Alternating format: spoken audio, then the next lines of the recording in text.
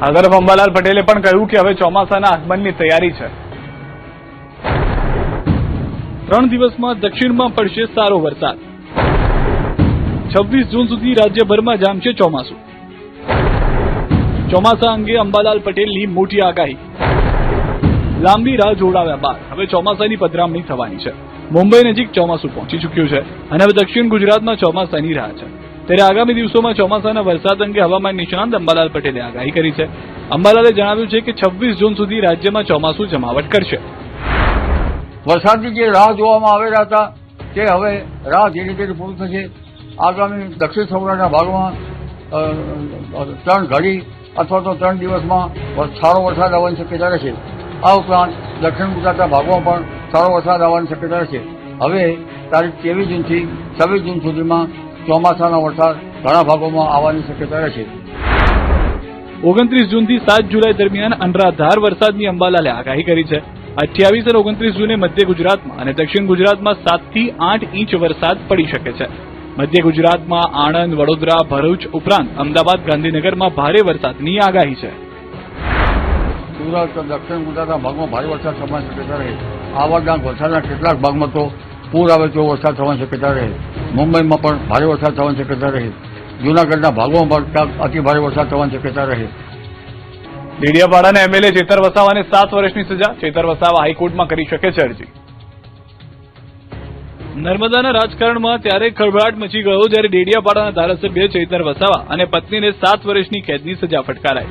ધારાસભ્ય ચેતર વસાવા અને તેમની પત્નીને રાજપીપળા સેશન્સ કોર્ટે દોષિત જાહેર કર્યા।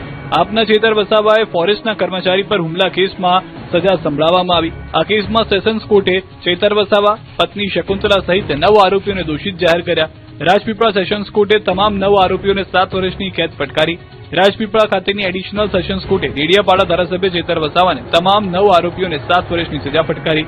ધારાસભ્ય ચેતર વસાવાને અલગ અલગ ગુનાઓમાં સજા કરવામાં આવી। તમામ આરોપીઓને 7 વર્ષની સજા સાથે 25,000નો દંડ ફટકારવામાં આવ્યો। ધારાસભ્ય ચેતર વસાવાને 7 વર્ષની સજા અને 96,000નો દંડ કરાયો। આ ઉપરાંત 50,000 અલગથી દંડ ફટકારવામાં આવ્યો। મહત્વનું છે કે નવેમ્બર 2023માં ડેડિયાપાડા વિસ્તારમાં વન વિભાગની જમીન પર ખેતી કરવા મામલે વનકર્મીઓ પર હુમલો કરવા, તેમને માર મારવા અને હવામાં ફાયરિંગ કરવાના આરોપમાં તેમની સામે ગુનો નોંધાયો હતો। રાજકોટમાં પાણીની સમસ્યા મુદ્દે મહિલાઓનો હલ્લાબોલ। નળ કનેક્શન કપાયા બાદ મહિલાઓ ધુઆપુઆ।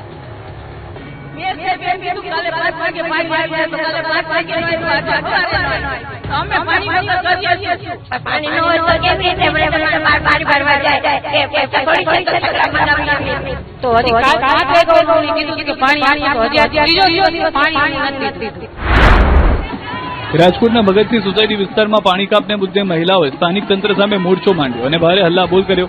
ભગતસિંહ સોસાયટીમાં નળ કનેક્શન કાપી નાખવામાં આવતા પાણીની ભારે કટોકટી સર્જાઈ, જેને પગલે સોસાયટીની મહિલાઓ રસ્તા પર ઉતરી આવી હતી। હાથમાં ખાલી બેડા લઈને મહિલાઓએ તંત્ર વિરોધી સૂત્રોચ્ચાર કર્યા અને ઉગ્ર વિરોધ પ્રદર્શન કર્યું। મહિલાઓનો આ રોષ અને વિરોધ એટલો પ્રચંડ હતો કે સ્થાનિક કોર્પોરેટર પણ તાત્કાલિક ઘટના સ્થળે દોડી આવવું પડ્યું। સ્થાનિકોએ કોર્પોરેટરને ઘેરીને વહેલી તકે ફરીથી નળ કનેક્શન આપવાની ઉગ્ર માંગ કરી।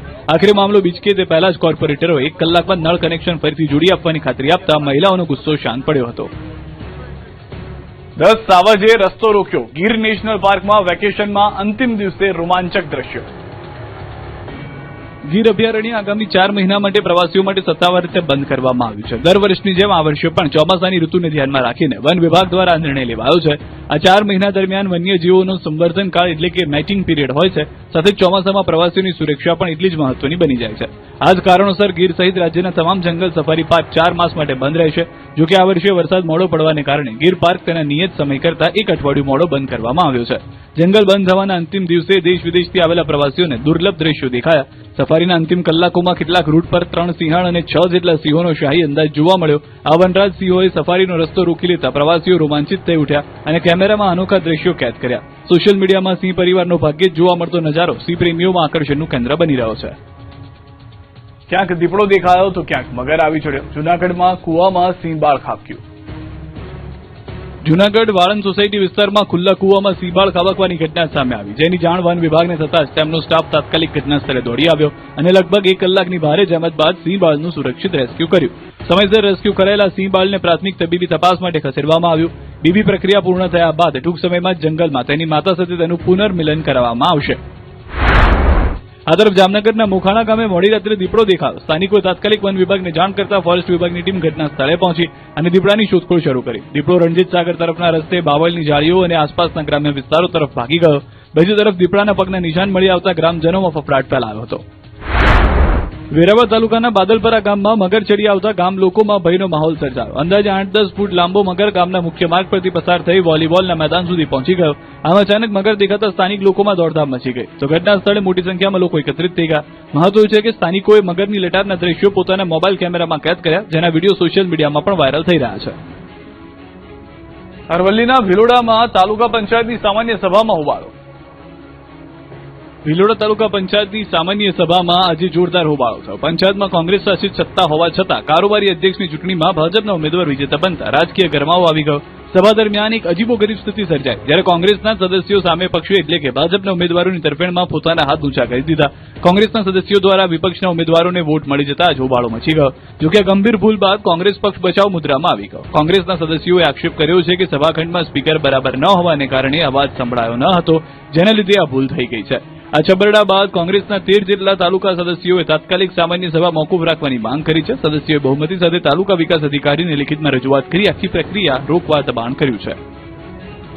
કચ્છના સુરજબારી ટોલ નાકા પર સ્થાનિકોની આરપારની લડત, ફરજિયાત ટોલ માંગતા વિવાદ. સામખિયાળી માળિયા હાઈવે પર આવેલ સુરજબારી ટોલ નાકા પર વહેલી સવારથી જ ચક્કાજામની સ્થિતિ સર્જાઈ. ટોલ નાકાના મનગઢત વહીવટ અને આદેશ સામે સ્થાનિકોનો ગુસ્સો ફાટી નીકળ્યો. આ આક્રોશને કારણે હાઈવે પર 12 કિલોમીટર કરતા પણ વધુ લાંબી વાહનોની લાઈનો જોવા મળી. ચક્કાજામ થતા વાહન ચાલકો પણ ભારે મુશ્કેલીનો સામનો કરી રહ્યા છે. આ દ્રશ્યો જુઓ, જ્યાં સુધી નજર પહોંચે ત્યાં સુધી માત્ર વાહનોની કતારો જ નજરે પડી રહી છે. સુરજબારી ટોલ નાકા પ્રશાસન દ્વારા એક નવો આદેશ જારી કરાયો, જે મુજબ ટોલ નાકાની 20 કિલોમીટરની ત્રિજ્યામાં આવતા સ્થાનિક ગામના વાહન ચાલકોએ પણ હવે ફરજિયાત ટોલ ટેક્સ ચૂકવવો પડશે. ટોલ પ્રશાસનના મનસ્વી નિર્ણય સામે સ્થાનિક ગ્રામજનોમાં છેલ્લા એક સપ્તાહથી છૂપો રોષ હતો, જે આજે વહેલી સવારે આક્રોશમાં ફેરવાઈ ગયો. વાહન ચાલકો અને અગ્રણીઓએ આજે વહેલી સવારથી તમામ ટોલ બૂથ પર વાહનોને આડા ઉભા રાખી દઈને હાઈવે જામ કરી દીધો. પરિસ્થિતિ વણસતી જોઈને સામખિયાળી પોલીસનો મોટો કાફલો ઘટના સ્થળે દોડી ગયો અને ચુસ્ત બંદોબસ્ત ગોઠવી દેવામાં આવ્યો. સુરત રેલવે ગોડાઉન ઉપર બનેલા બ્રિજનો ગડર તૂટ્યો, 2 પિલ્લર વચ્ચેનો ભાગ આખો નમી પડ્યો. સુરતમાં બ્રિજની ગુણવત્તા સામે ફરી એકવાર ગંભીર સવાલો ઉભા થયા છે. સુરત રેલવે ગોડાઉન ઉપર બની રહેલા ફ્લાયઓવર બ્રિજનું ગડર તૂટી પડતા દોડધામ મચી ગઈ. સોશિયલ મીડિયા પર આ ઘટનાનો એક વિડીયો વાયરલ થયો. એમાં સ્પષ્ટ જોઈ શકાય છે કે 2 પિલ્લર વચ્ચેનો એક આખો ગડર એક તરફ નમી પડ્યો. પરંતુ સૌથી મોટો સવાલ એ છે કે તંત્ર આ બાબતને કેમ છુપાવી રહ્યું છે. આ દ્રશ્યો સુરતના રેલવે ગોડાઉન પર બની રહેલા બ્રિજના છે. થોડા સમય પહેલા બનેલી આ ઘટનાનો વિડીયો હવે સોશિયલ મીડિયા પર વાયરલ થઈ રહ્યો છે. વાયરલ વિડીયોમાં દેખાઈ રહ્યું છે કે કરોડોના ખર્ચે તૈયાર થઈ રહેલા બ્રિજનો એક મોટો ભાગ ધરાશાયી થવાની અણી પર છે. આ વિડીયો સામે આવ્યા બાદ સુરત મહાનગરપાલિકા અને વહીવટીતંત્રના શ્વાસ અદ્ધર થઈ ગયા. મહત્વનું છે કે આ ઘટના થોડા સમય અગાઉ બની, પરંતુ વહીવટીતંત્ર સમગ્ર મામલા પર પડદો નાખી રહ્યું હોય તેમ ગડર ઉતારી પાડવામાં આવ્યો હોવાનું રટણ કરી રહ્યું છે. ડિઝાઇનમાં ફેરફાર કરવામાં આવ્યો હોવાથી ગડર તોડી પાડવામાં આવ્યો હોવાની કબૂલાત સાઇટ પર કામ કરતા પદાધિકારીઓ દ્વારા કરવામાં આવી છે. આણંદમાં પરીક્ષા કૌભાંડનો પર્દાફાશ, દિવાલમાં કાણું પાડીને સેટિંગ ગોઠવ્યું.